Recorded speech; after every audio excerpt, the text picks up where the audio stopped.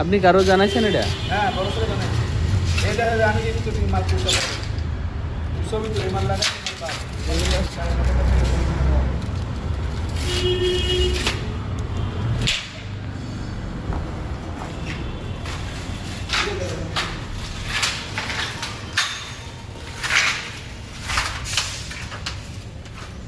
Aluminium ব্যাকে হলে সোজা করা যায়, এটা তো বাদই মাল।